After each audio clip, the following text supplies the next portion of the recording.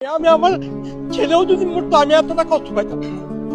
আমার দুই ছেলেও যদি এক ছেলেও মারা যেত আমি এত কষ্ট পাইতাম না। যে মানে তার শত্রুর সাথে ইনসাফ করতে চাইছিল এরকম মানুষকে কি আসলে গুলি করা যায়? আমার নিয়ে যেতেন আল্লাহ, আমি অপদার্থ চলে যেতাম। আরে ভাই রে ভাই, মাথায় রাখছেন আল্লাহ, আপনি মাথায় রাখতেন আরে ভাইকে।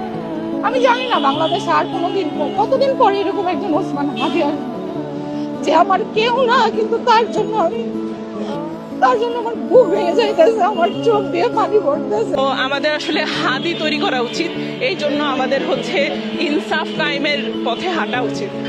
ভাই বলতেছিল যে হাসনাতকে নিয়ে আমার খুব দুশ্চিন্তা হয়, আল্লাহ না করে বলে কখন কি করে পারে।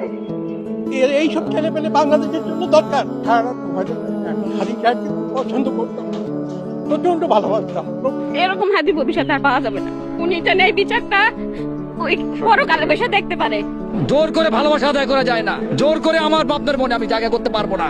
আমি এখানে নিজের খরচে এসেছি খুলনা থেকে। অনেক লক্ষ লক্ষ লোক আজকে বাংলাদেশের 64 জেলা থেকে এসেছেন, কাউকে কিন্তু 5 টাকা দিয়ে আসা আনা যায় নাই। হাদি ভাইয়ের জন্যই দাঁড়ায় আছি, কিন্তু হাদি ভাই নাই। উনি তো একজন শহীদ, শহীদকে কেউ কখনো বুঝতে পারবে না। ইতিহাসের পাতায় শতাব্দীর পর শতাব্দী উনি অমলিন হয়ে থাকবে। এই দেশে ভালো মানুষ বেশি দিন বাঁচে না কেন? এই নোংরা রাজনীতি বন্ধ হবে কবে?